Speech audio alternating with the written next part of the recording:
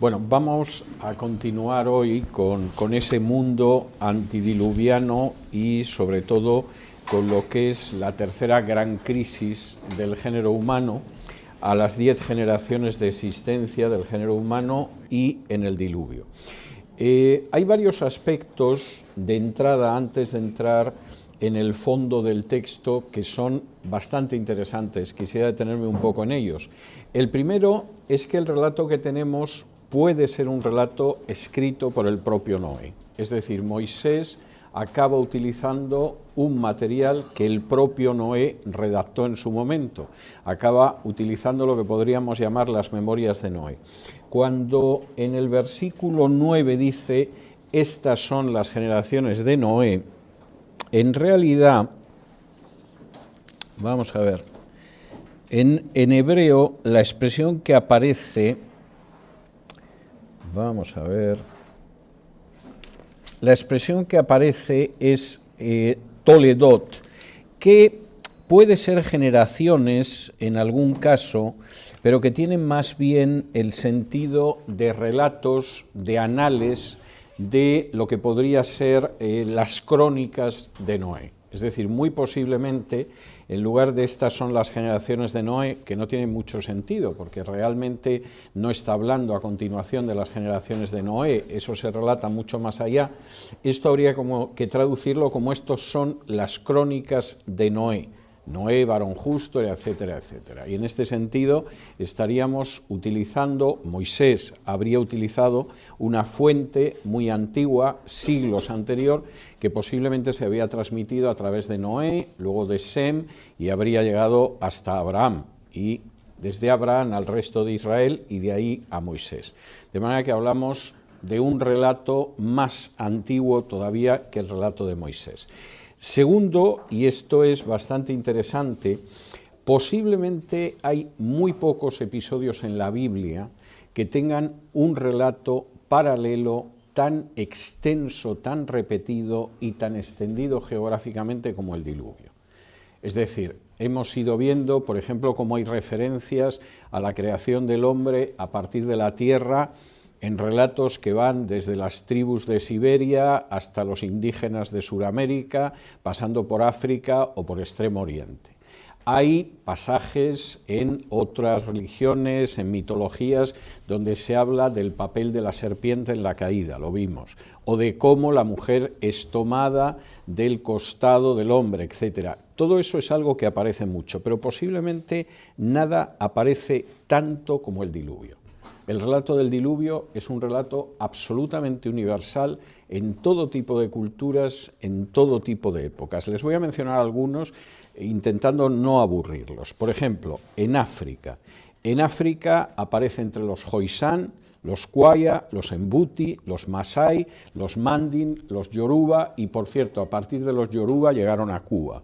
La religión Yoruba es lo que se suele conocer como la santería y, de hecho, ahí habría todo un traslado de, primero, cómo el relato del diluvio lo llevaron esas tribus descendientes de Cam que fueron poblando África y luego cómo algunas de esas tribus, a través de la esclavitud, acabaron llevándolos, por ejemplo, a zonas del Caribe siglos después. En Egipto, por ejemplo, y esto es muy interesante, hasta había una fiesta de bebida del vino que conmemoraba el diluvio, y era cuando se producía la subida del río Nilo. De modo que África, que está a bastante distancia del lugar donde se escriben estos relatos, es un continente donde hay multitud de referencias a ello. En el caso de América es exagerado. Es decir, en Norteamérica aparecen los relatos de los indios algonquinos, aparecen en los relatos de los Anishinaabe, de la isla de la Tortuga, aparece entre los Choctaw, los Comox, los Crees, los Hopis, los Inuit, que es el nombre más científico de lo que conocemos como esquimales, los Menominee, los Nipmuc, los Nisqually, los Ojibwe o los Ottawas.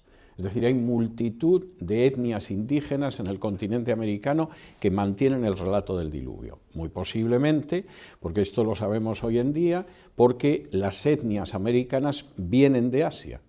Y en ese sentido, esa gente que estaba en Asia había estado cerca de aquellos lugares donde se redactaron los primeros relatos del diluvio, fueron atravesando Asia, cruzaron el estrecho de Bering cuando está helado y fueron descendiendo a lo largo de los siglos por América. Y si a alguien le interesa ese tema, le sugiero que escuche la entrevista de este viernes en el programa La Voz, porque estuve entrevistando a un científico hablando del origen de las razas humanas, de cómo se habían ido extendiendo, y concretamente tiene un libro magnífico sobre las razas, las etnias en América y cómo tienen un origen que es un origen asiático. Y entonces, en ese sentido, toda esta gente, de paso, que atravesaba el estrecho de Bering, atravesaba buena parte del continente asiático, iba entrando por América y iban descendiendo hacia la Tierra del Fuego, entre otras enseñanzas llevaban la de ese diluvio universal. Por supuesto, en América Central existe eso mismo. Aparecen los mayas, incluso los mayas, que son de las primeras culturas indígenas que ponen por escrito sus mitos y sus tradiciones. El libro más importante es el Popol Vuh y, por supuesto, hay un relato de un diluvio universal.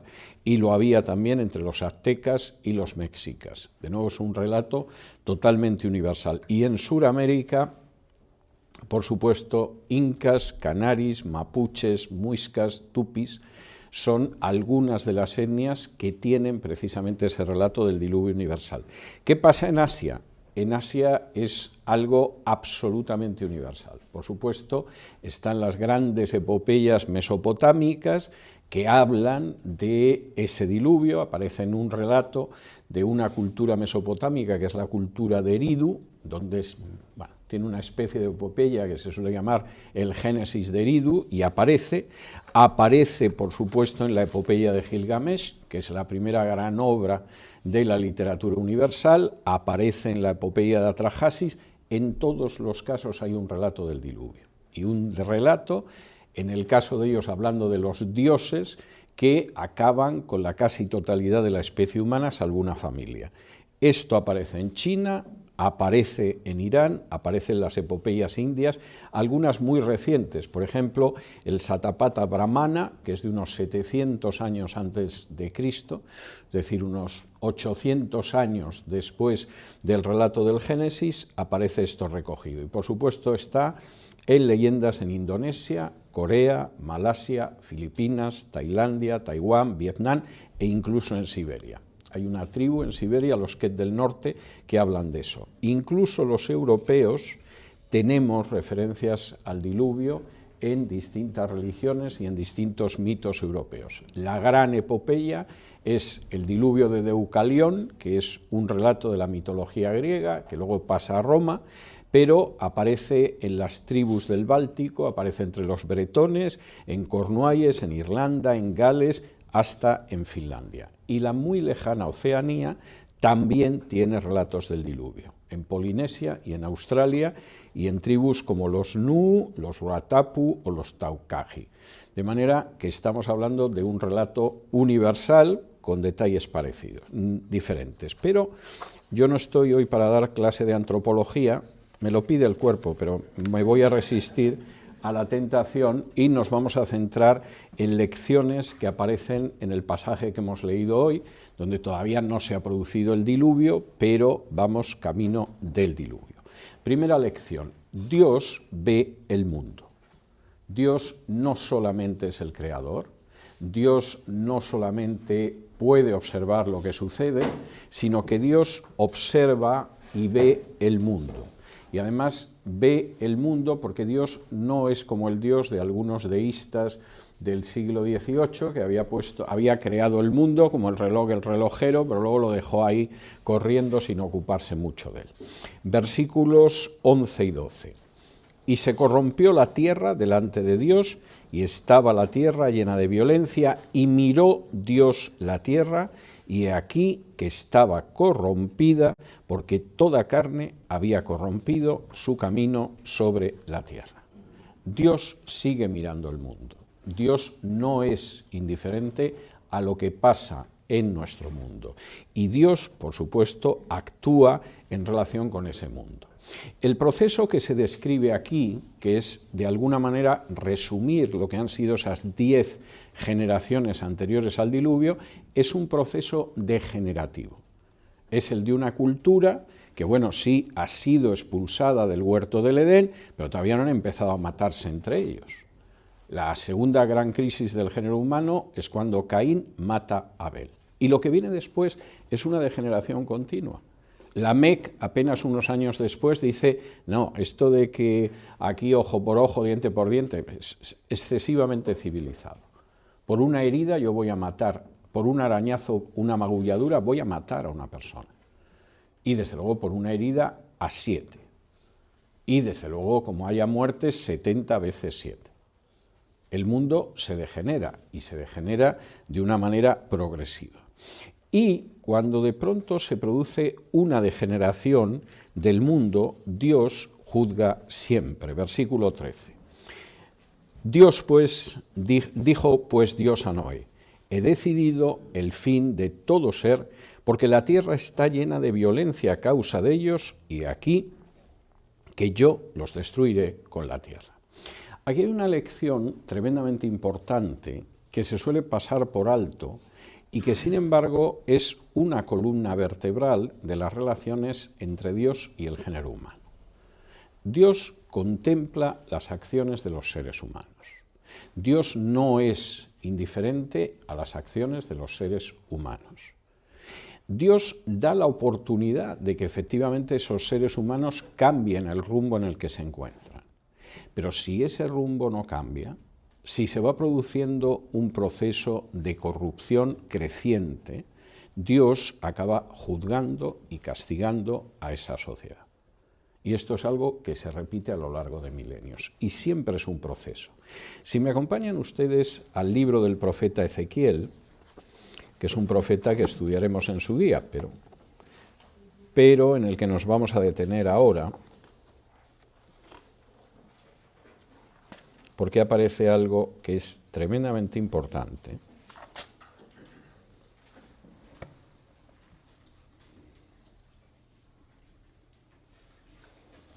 Ezequiel 16 y versículo 49 contiene lo que de alguna manera es la radiografía de cómo una sociedad va degenerando, una cultura va degenerando y cómo Dios actúa siempre.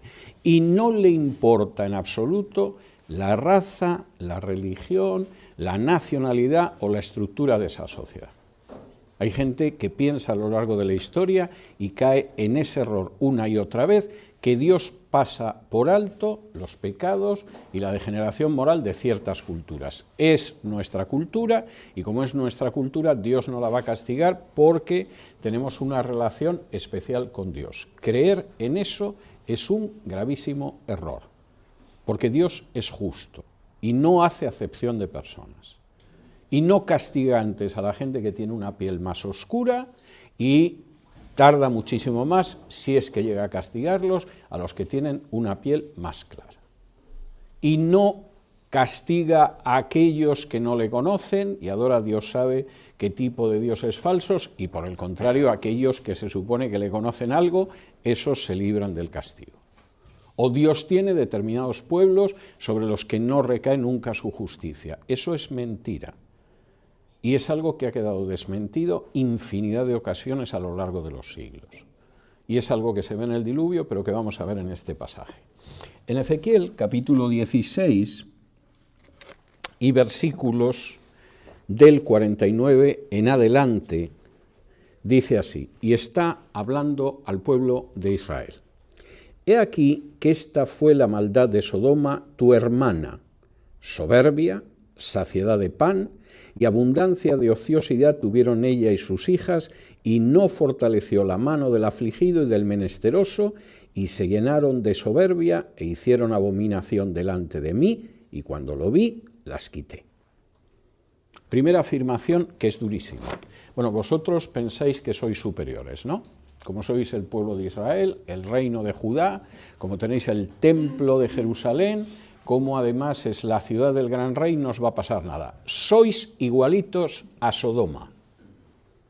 La ciudad a orillas del Mar Muerto, sobre la que yo descargué una lluvia de fuego y azufre y arrasé toda la ciudad, es genéticamente, en términos espirituales, como vosotros.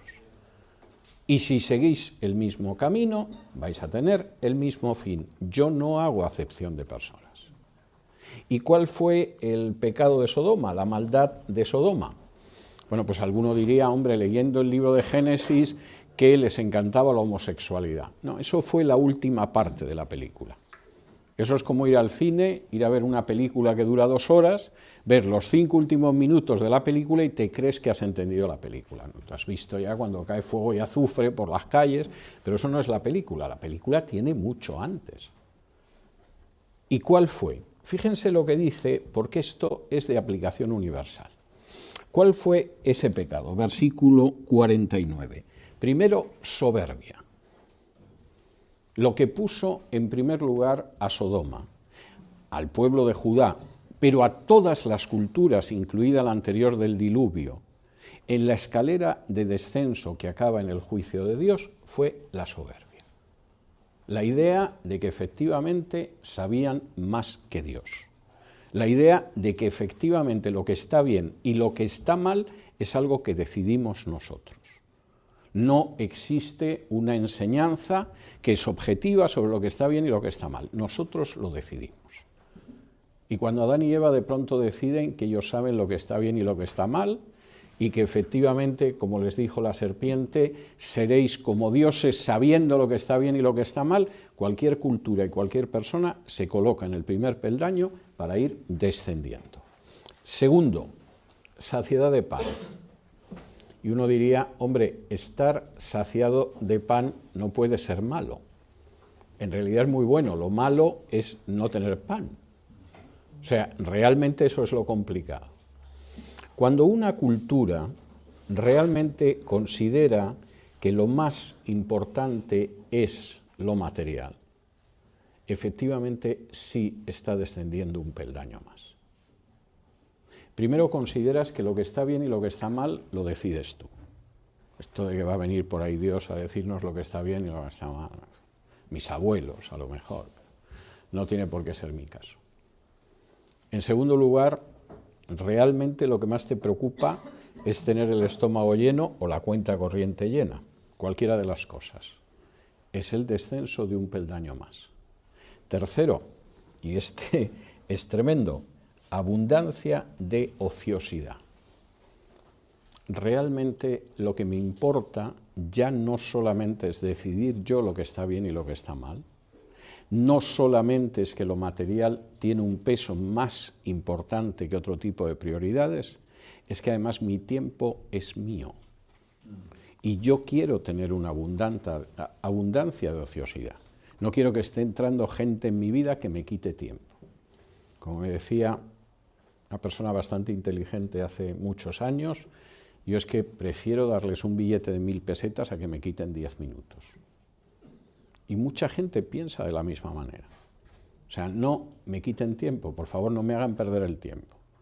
Necesita algo, tome $10, déselo a los niños, a los pobres, los huérfanos, los ciegos, lo que quiera, no me quite tiempo. Una cultura en la cual deciden ellos lo que está bien y lo que está mal, en la que de pronto lo material es prioritario, no mi vida de familia, no mi relación con Dios, no mi relación con mis semejantes, sino lo material, es una cultura que va descendiendo. Ha empezado el camino de la depravación espiritual, aunque estén totalmente convencidos de lo contrario. Cuando esa cultura además llega a la conclusión de que el tiempo es suyo, el tiempo no es algo que compartimos con los demás, sino que el tiempo es lo que yo quiero hacer con él. Entonces ha descendido un peldaño más. Luego esto da resultados patéticos, porque la verdad es que no hay una cultura a lo largo de la historia como la nuestra que haya tenido tantas posibilidades de ahorrar tiempo, y no hay una cultura donde la gente se queje de que tiene menos tiempo. Todo el mundo está agobiado en la cultura en la que vivimos porque no tiene tiempo para nada. Van ahogados. Yo no sé qué hubiera sucedido en una cultura como por ejemplo la de mi madre y mi abuela, donde no había planchas eléctricas ni planchas de vapor, sino que había unos trozos de metal que se calentaban para planchar. Donde la ropa que había que planchar no eran nuestros tejidos de ahora, que casi los pones en la percha y casi se planchan solos, sino que eran unos tejidos endiablados que había que almidonar y replanchar y remover y todo lo demás.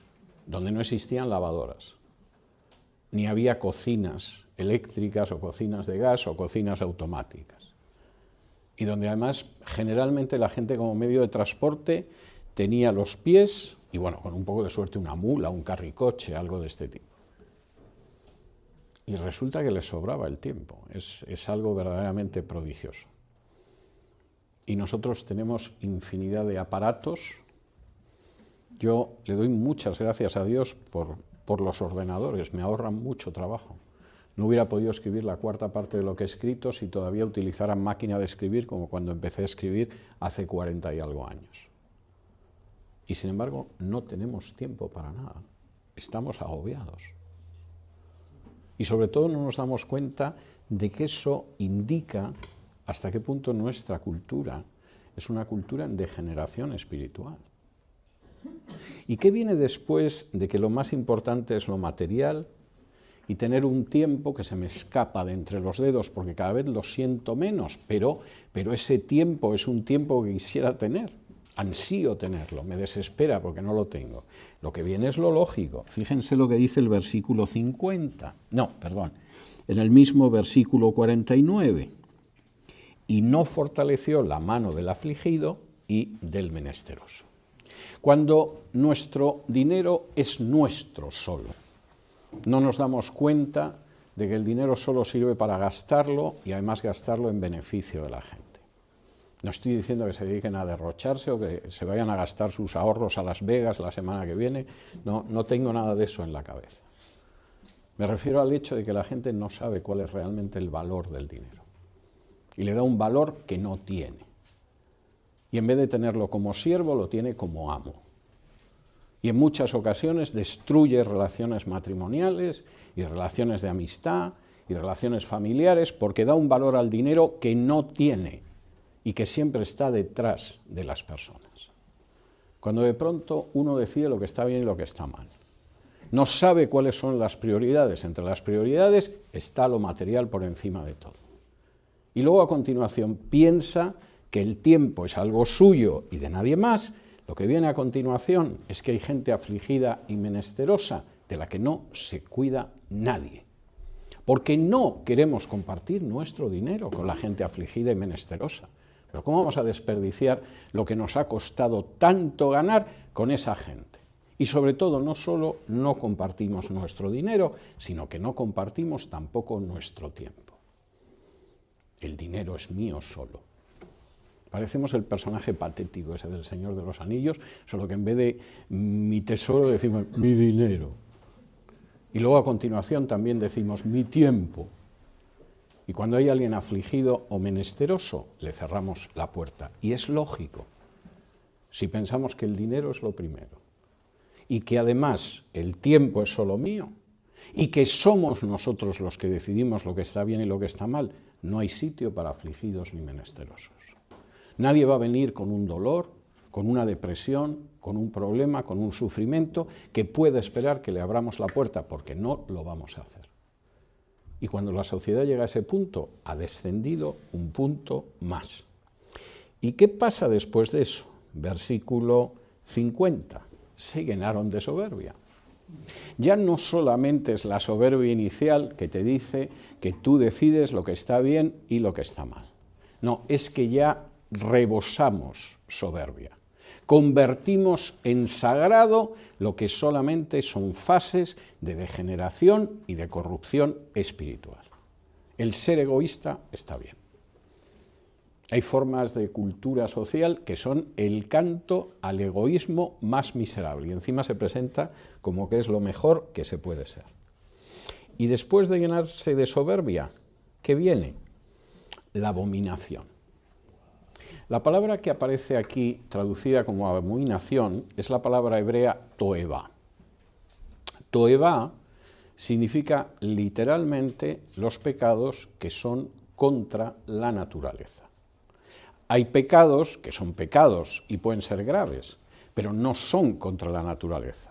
Si tú entras en casa del vecino y ves que tiene una joya encima de la mesa y deseas robársela y se la robas, es un pecado, pero no es antinatural. Has visto algo atractivo, hermoso, y lo que has decidido es que te quedas con ello. Está mal, pero no hay nada antinatural en que encuentres algo hermoso y quieres que sea tuyo. Si en un momento determinado alguien comete adulterio, es un pecado grave, pero no es antinatural. Es que hay mujeres muy guapas. Lo que sucede es que no te puedes acostar con la mujer de tu prójimo y no tienes que hacerlo, pero no hay nada antinatural en ese pecado. El pecado antinatural es aquel que va en contra de nuestra naturaleza. Por ejemplo, cuando una madre, en vez de proteger el fruto que lleva en su vientre, decide abortarlo. Porque una madre, en realidad, lo que busca siempre es defender a sus hijos. Hay madres que se ponen, no como madres, como leonas, cuando alguien se acerca a los hijos, y es lo natural. ¿Qué es lo natural? Pues lo natural es que cuidemos de nuestros ancianos, que efectivamente aquella gente que ha ido envejeciendo y que nos ha ido ayudando con el paso del tiempo y a la que debemos seguramente más de lo que pensamos, la cuidemos. ¿Qué es lo antinatural? Cuando los matamos. Lo llamamos eutanasia, eso sí que es mucho más elegante que decir asesinato. Pero es algo antinatural acabar con los ancianos. ¿Qué es lo antinatural? Cuando tú en un momento determinado, como Sodoma, decides que la relación sexual normal no es entre un hombre y una mujer, sino entre un hombre y un hombre, una mujer y una mujer, o entre un ser humano y un animal. Y entonces has llegado al último punto. Empezaste con la idea de que lo que yo pienso que está bien o está mal, eso es lo que vale. Seguiste con la idea de que lo material era lo importante, porque lo material es lo que me satisface y no me importa si al final lo material destruye cosas más importantes, porque yo lo he puesto como la primera prioridad. Hace años yo estaba en el sur de la Florida, estaba dando una serie de estudios bíblicos en una iglesia y una de las personas que me llevaba a la iglesia en el automóvil un día me empieza a contar su experiencia como inmigrante en este país. Y cómo cuando llegó a este país, todavía no era creyente, pero había llegado casado con una señora ya, con una familia, y había terminado divorciándose de esta mujer. Y dice, es que este país es muy difícil para el matrimonio. Y yo le tuve que decir, no, este país no es más difícil ni más fácil que otros países. El problema es que hay gente que llega a este país y se ciega pensando que lo más importante en esta vida es lo material. Y lo material es importante porque todos tenemos que comer y tenemos que tener un techo y tenemos que vestirnos y calzarnos. Pero lo material no es más importante que tu matrimonio, no es más importante que tu familia, no es más importante que tu relación con Dios. Y cuando colocas lo material como otra prioridad, has descendido otro peldaño. Y el siguiente peldaño ya no será solo lo material, será tu tiempo. No tienes tiempo para escuchar a tu mujer. No tienes tiempo para atender a tu marido. No tienes tiempo para tus hijos. No tienes tiempo para tus padres. No vamos a hablar ya de los vecinos o de alguien que pasa por ahí y está en esa situación. Y cuando llegas a esa situación y los desatiendes, lo que viene a continuación es cómo justificamos lo malvados que nos hemos hecho en esta sociedad. Porque efectivamente lo importante es lo material.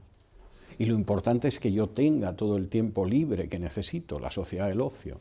Y lo importante es que nadie me moleste en esta vida. Y lo importante es que los seres que no se pueden defender, pero que nos parecen molestos, los eliminemos porque nos molestan. Interfieren en cómo queremos disfrutar la vida. Y cuando llegamos a ese punto ya no existe freno moral alguno. Ya consideramos que cualquier conducta, si nos apetece, está bien. Y como nos hemos llenado de soberbia, cualquiera que diga lo contrario, vamos a por él.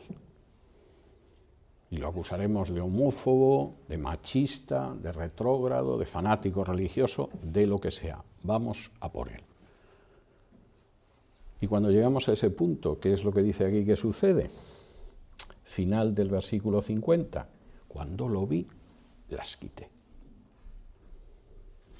Cuando Ezequiel está recibiendo este oráculo de Dios, Judá todavía no ha desaparecido. Está a esto de desaparecer.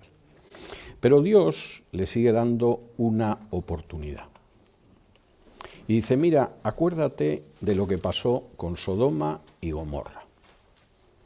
Acuérdate de lo que pasó. Acuérdate de lo que pasó con el reino del norte de Israel. Hace más de medio siglo les advertí dónde estaban llegando. Ahí fueron profetas como Oseas y como Amós y como tantos otros. No hicieron caso y el reino de Israel desapareció. El reino de Judá va a desaparecer y va a desaparecer por esto. Y esta es una regla histórica. Y sucedió a 10 generaciones de la creación del ser humano y cuando se cumplían 10 generaciones antes del diluvio.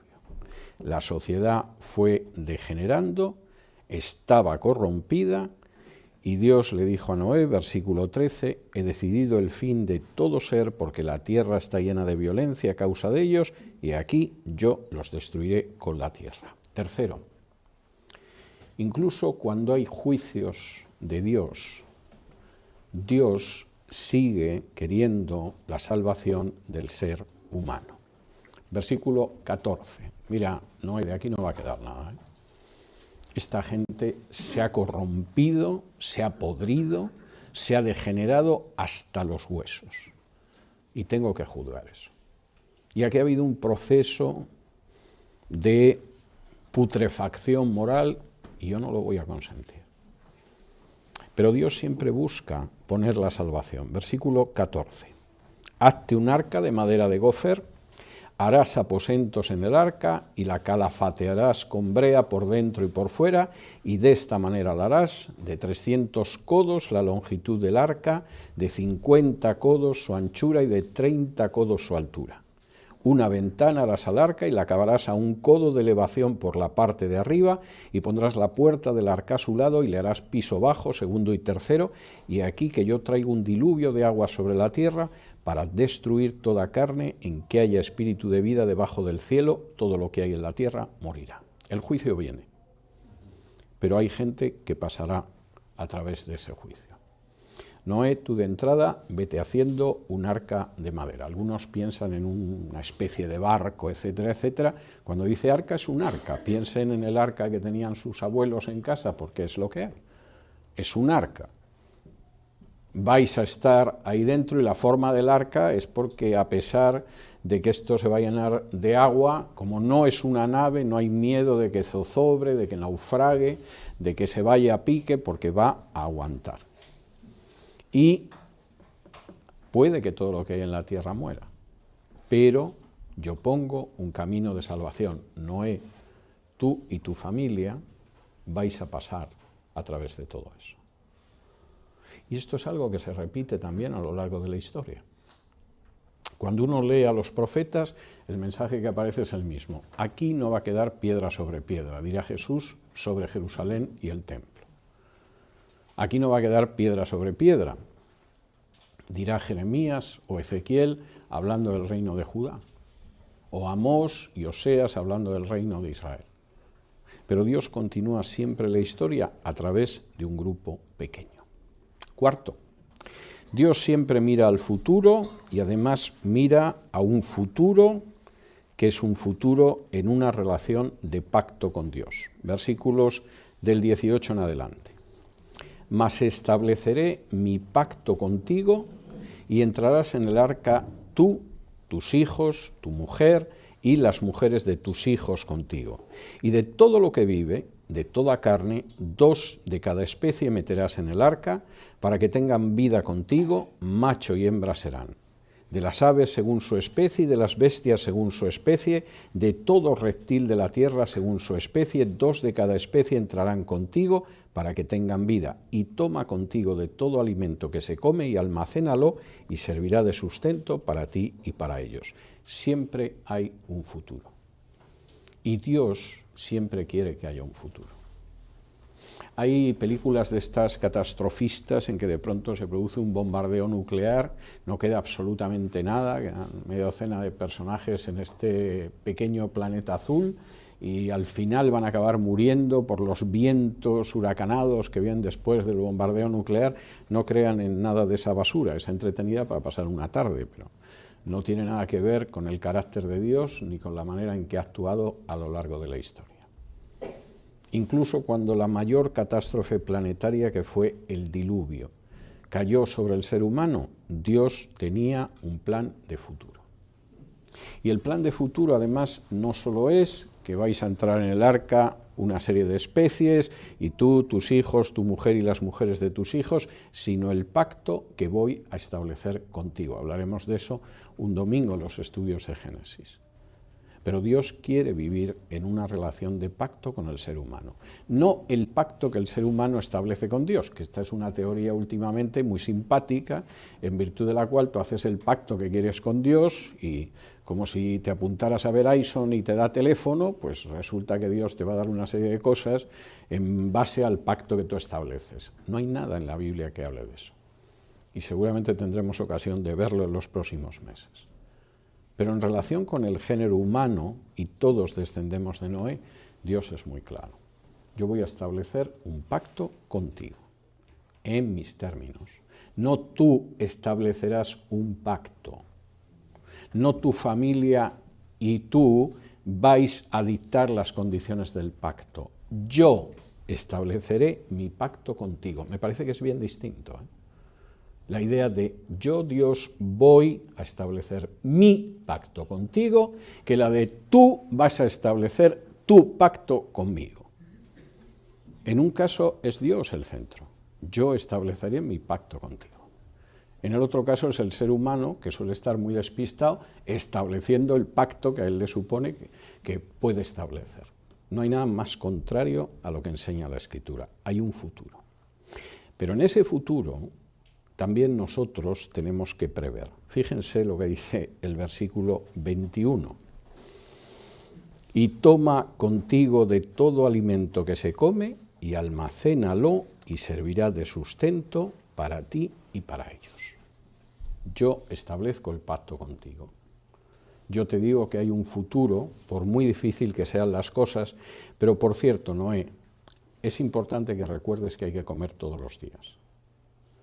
Y que efectivamente tienes que proveer y tienes que recoger ese alimento y tienes que almacenarlo y servirá de sustento para ti y para ellos. Es bastante notable. Quinto, y este es otro aspecto que me parece indispensable el poder recordarlo. Versículo 22, y lo hizo así Noé, hizo conforme a todo lo que Dios le mandó. Dios espera obediencia de nosotros. Es así de evidente. Mira, Dios juzga a lo largo de la historia. La manera en que Dios juzga a una sociedad siempre es la misma, siempre. Los pecados que Dios no tolera son siempre los mismos. La forma en que una sociedad se hace acreedora al juicio y el castigo de Dios siempre es la misma. Y el proceso de deterioro y de degeneración moral que acaba derivando en el juicio de Dios siempre es el mismo. Y cuando llega esa situación, siempre viene el juicio. Y lo que Dios espera de sus hijos es que obedezcan en aquello en lo que tienen que obedecer. Pero hay todavía un aspecto más que me parece importante. Y es que Dios siempre avisa. Cuando de pronto hay gente que continuamente está hablando de lo bien que te va a ir si haces una serie de cosas que generalmente no tienen nada que ver con la voluntad ni el carácter de Dios, que por supuesto Dios no va a tocar a determinados sectores de la humanidad, ni a ciertas naciones, ni a ciertas etnias, ni a ciertos pueblos. Esa persona no tiene ni idea de lo que dice la Biblia o no le importa pervertir lo que dice la Biblia. Porque Dios siempre actúa de acuerdo a unos principios morales que son de acuerdo con su carácter y además avisa. Y siempre hay un aviso previo. Como veremos que Dios le dice a Abraham, yo nunca traigo juicio sin advertir antes a mis siervos los profetas. Y lo hace para que puedan llamar al arrepentimiento. Si me acompañan ustedes a la segunda carta de Pedro,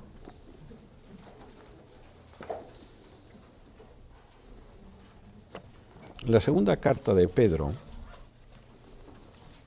capítulo 2,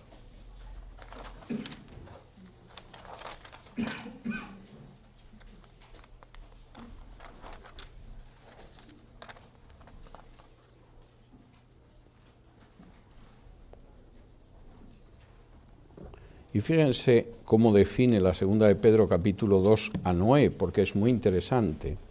Segunda de Pedro 2, y vamos a leer desde el versículo 4. Dice, porque si Dios no desde el versículo 4, segunda de Pedro capítulo 2, porque si Dios no perdonó a los ángeles que pecaron, sino que arrojándolos al Tártaro, dice literalmente el texto griego, los entregó a prisiones de oscuridad para ser reservados al juicio. Y si no perdonó al mundo antiguo, sino que guardó a Noé, pregonero de justicia, con otras 7 personas trayendo el diluvio sobre el mundo de los impíos, y si condenó por destrucción a las ciudades de Sodoma y de Gomorra, reduciéndolas a cenizas y poniéndolas de ejemplo a los que habían de vivir impíamente, y libró al justo Lot, abrumado por la nefanda conducta de los malvados, porque este justo que moraba entre ellos afligía cada día su alma justa, viendo y oyendo los hechos inicuos de ellos, sabe el Señor librar de tentación a los piadosos y reservar a los injustos para ser castigados en el día del juicio. Y el mensaje de la segunda carta de Pedro, que es uno de los últimos escritos del Nuevo Testamento. Pedro seguramente lo escribe quizá muy poquitos días antes de su muerte, y es una especie de testamento vital de Pedro, y dice, Dios a lo largo de la historia actúa de acuerdo a principios, no hace acepción de culpables. Hubo unos ángeles, y algunos dirían que estos son los hijos de Dios de los que hemos leído al principio del capítulo 6 de Génesis, que pecaron y los arrojó al Tártaro y están en prisiones de oscuridad esperando el juicio. Sean esos o sean otros, da igual. Eran ángeles y eso no los libró del juicio de Dios. Como no libró a la generación de Noé, como no libró a la gente de Sodoma y Gomorra, y como no ha librado a todas aquellas culturas a las que ha llevado a juicio. Y Dios siempre acaba librando a los piadosos y al mismo tiempo castigando a los injustos. Pero fíjense cómo define a Noé en el versículo 5. Dice, si no perdonó al mundo antiguo, sino que guardó a Noé pregonero de justicia. La expresión en griego se podía traducir como predicador de justicia. En un momento determinado, Dios llega y le dice a Noé, Noé, que sepas que aquí va a empezar a caer agua y te vas a construir un arca para poder salvar a animales, a tu familia. Y seguramente Noé diría, ¿que va a empezar a caer agua? ¿Qué agua? Nunca ha caído agua. El libro de Génesis dice que nunca había llovido, que lo que subía era una neblina húmeda de la tierra y que eso permitía que la vegetación sobreviviera. Y Dios le dice, pues va a empezar a caer agua que no te lo imaginas. Bueno, va a caer tanta agua que si queréis sobrevivir tendrás que hacer un arca y entrar en ella. Bueno, Señor, si tú lo dices, yo me pongo ya a cortar árboles por aquí y hacer el arca, porque esto de que va a caer agua, porque tú lo dices, Señor, porque todo el mundo sabe que nunca ha caído agua, aquí hay una neblina que sube y mantiene la vegetación. Pero a continuación Noé empieza a hablar a sus contemporáneos y a decirles: lleváis una vida muy injusta, habéis corrompido la tierra. 10 generaciones y cada generación es peor que la anterior. Dios va a traer un juicio, va a empezar a caer agua y lo va a inundar todo. Y los otros lo miran y dicen: pero este Noé que fuma últimamente, o sea, ¿qué es eso de que va a empezar a caer agua? ¿Pero cuándo ha caído agua del cielo? ¿Pero qué disparate es ese? Además está loco, ha empezado a cortar árboles y está haciendo ahí un cajón, ¿pero para qué? Si no hay quien viva dentro del cajón.